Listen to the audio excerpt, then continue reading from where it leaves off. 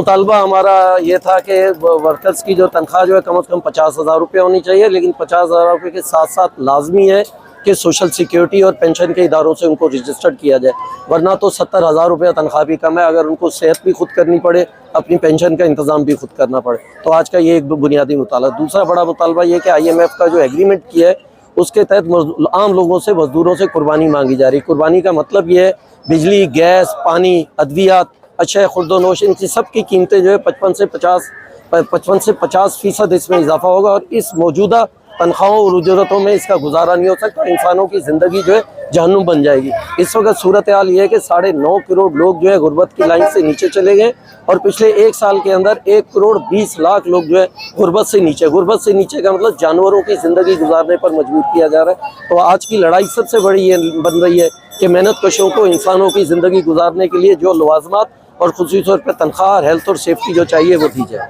हमने जो है मजदूरों का इंटरनेशनल डे मनाया है और उन शहीदों को याद किया है कि जिन्होंने जो है वो खून का नजराना दिया, जिन्होंने जद्दोजहद की, मारे गए, गिरफ्तार किए गए।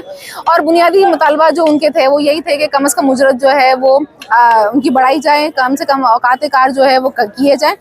यही बुनियादी चीज़ें हैं जिसके लिए आज भी मजदूर लड़ रहा है। आज भी मजदूर जो है वो 12-12 घंटे जो है 14 घंटे फैक्ट्री में काम कर रहा है, लेकिन उनको जो है वो 32,000 जो मिनिमम वेज अनाउंस हुई हुई हुकूमत की जानिब से वो भी तक नहीं मिल रही है। यहाँ पे 12,000 में लोग काम कर रहे हैं, 14,000 में यहाँ काम कर रहे हैं। फिर समाजी तहफ़्फ़ुज़ जो है वो के इदारों से जो है बहुत सारे मजदूर रजिस्टर्ड नहीं है यहाँ पे। सिर्फ आप देख लें कि लांडी कोरंगी के जोन से उठा लें 17 लाख से ऊपर मजदूर है और सिर्फ सेसी का आप डेटा उठा के देख लें सिर्फ 6 लाख जो है मजदूरों को रजिस्टर किया हुआ है उन्होंने। तो ये इदारे कर क्या रहे हैं? तो इसलिए हमारी जो मुतालबा है और जिसके लिए हम जद्दोजहद को आगे बढ़ाएंगे और उसमें आज जो हमने यहाँ पे मुतालबा भी रखा है और जिसके लिए हम काम भी करेंगे, सबसे पहले जो है वो कम से कम उजरत 50,000 की जाए।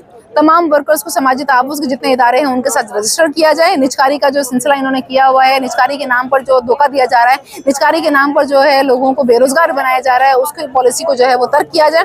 IMF की पॉलिसी जो अवाम दुश्मन पॉलिसी है उनको भी तर्क करें और जो ये गैर दिफाई अखराजात हैं जो बहुत ज़्यादा पैसा खा लेते हैं, जो हमारे बजट का भी हिस्सा ले लेते हैं, उनको जो है वो ख़त्म किया जाए, उनको कम किया जाए और साथ में जो उनको दिए जा रहे हैं पैसे वो जो है लोगों की फलाह व बहबूदी के लिए, मजदूरों की फलाह व बहबूदी के लिए, सेहत और तालीम जो है उस पे जो है खर्च करने की ज़रूरत है।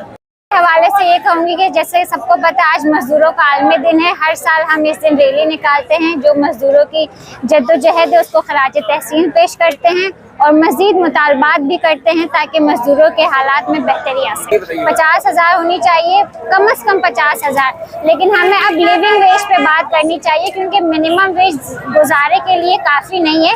जितनी महंगाई हो गई है तो अब मेरा ख्याल है कि लिविंग वेज की तरफ बढ़ना चाहिए, जो कि 50 से तो बहुत ज़्यादा होनी चाहिए, लेकिन फ़िलहाल 50 भी हो जाए तो वो भी बहुत है।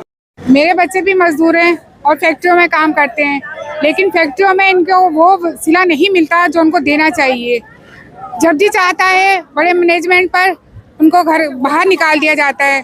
एक गरीब घर जो किराए पर मुनहसर हो, जिसका किराए पर हो और किराया देना और बच्चे स्कूल पढ़ रहे हो तो उनका 30-32 हज़ार में कोई गुजारा नहीं है।